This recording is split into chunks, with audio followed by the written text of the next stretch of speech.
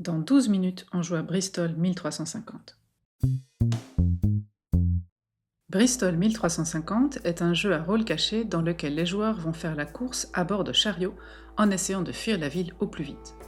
Le but du jeu est d'être le premier à quitter la ville à bord d'un chariot sain sans aucun malade. Mais si on a attrapé la peste en cours de route, notre objectif change, et on essaye dès lors d'empêcher les joueurs en bonne santé de s'en sortir. Le jeu comporte des cartes personnages, remèdes et symptômes, un plateau, 3 chariots, 6 dés, 9 pions et un sac. On pose le plateau au centre et on place les chariots sur leur case de départ.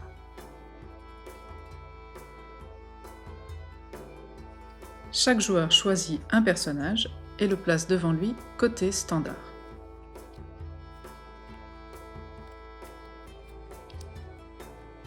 On prend alors les pions correspondant aux couleurs de ces personnages et on les lance dans le sac.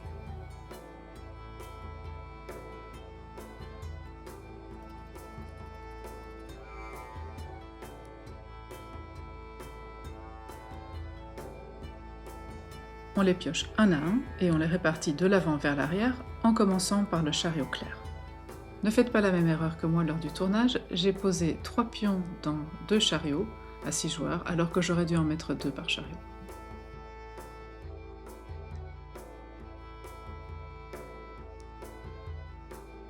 On retire ensuite du paquet symptômes les cartes de valeur 4.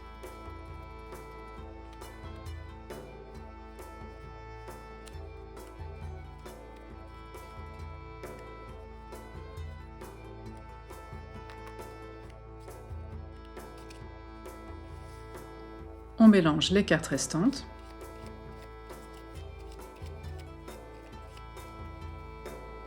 et on en distribue 2 à chaque joueur face cachée. Si un joueur reçoit 2 fois un numéro 3, il doit le révéler et recevoir de nouvelles cartes. On rajoute maintenant les cartes 4 au paquet restant, on mélange le tout,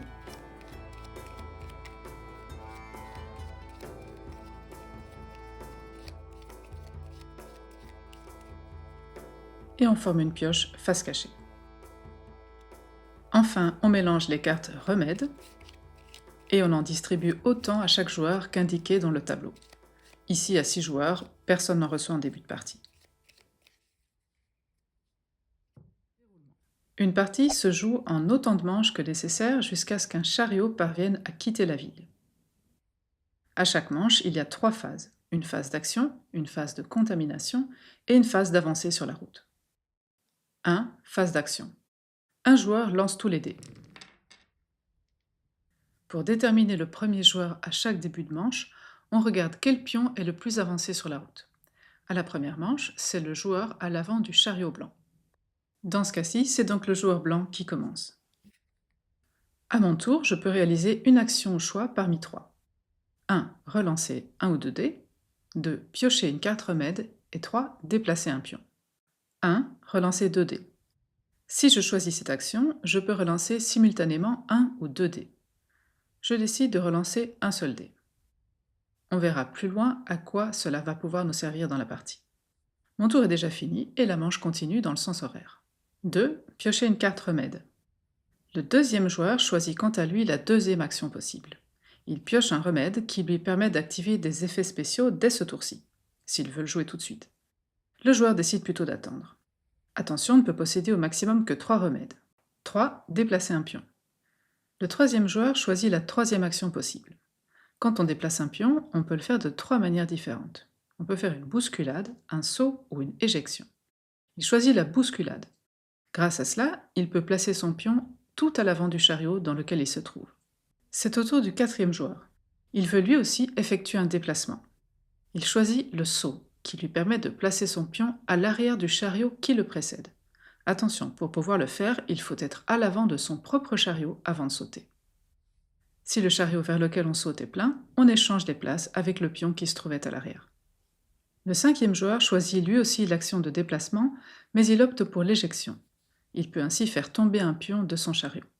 Il peut s'éjecter lui-même ou un pion de son chariot s'il se trouve derrière lui. Le pion éjecté remonte alors à l'arrière du chariot le plus loin derrière avec une place libre.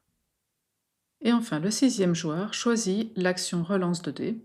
Il choisit d'en relancer 2.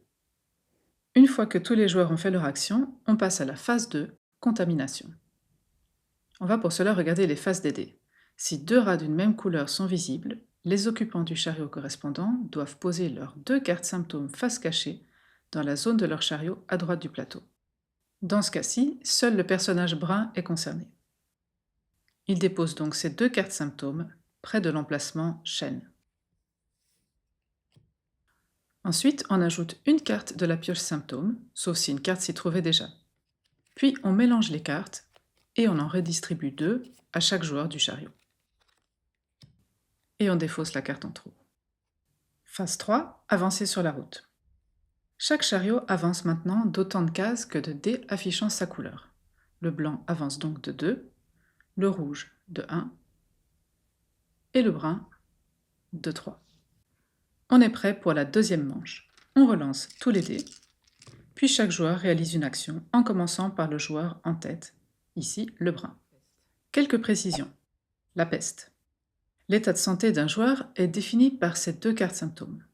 Dès que leur valeur cumulée est de 6 ou plus, le joueur a la peste pour le restant de la partie, même si cette valeur diminue par la suite.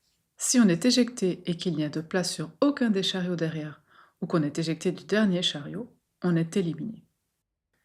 Mais attention, si on révèle alors qu'on n'avait en réalité pas la peste, le joueur qui nous a joué ce mauvais tour est lui aussi éliminé du jeu. Lorsque la pioche symptôme s'épuise, on remélange la défausse pour former une nouvelle pioche. Si une contamination se déclenche sur un chariot vide, on défausse les éventuelles cartes symptômes dans la zone du chariot sans résoudre de contamination. Les remèdes peuvent être joués à son tour après son action. Chaque carte propose 2 remèdes. On en choisit un, on l'effectue, puis on défausse la carte. À son tour, on peut jouer autant de cartes remèdes qu'on veut. Lorsque la pioche remède s'épuise, on mélange la défausse pour former une nouvelle pioche. Voyons en quoi consistent ces remèdes. L'arsenic. L'arsenic permet d'isoler 2 dés qui ne pourront pas être relancés ou modifiés pendant toute la manche en cours. Sangsues.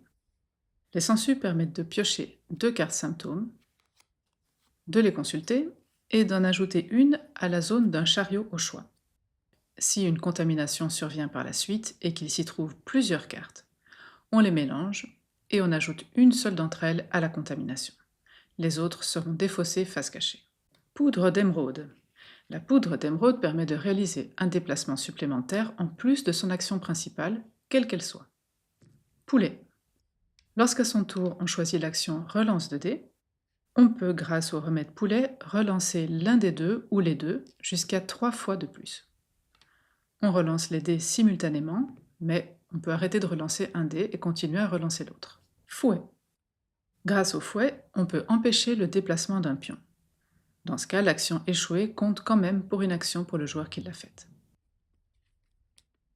Si un joueur réalise plusieurs actions avec la poudre d'émeraude, il faudra un fouet par action qu'on veut empêcher.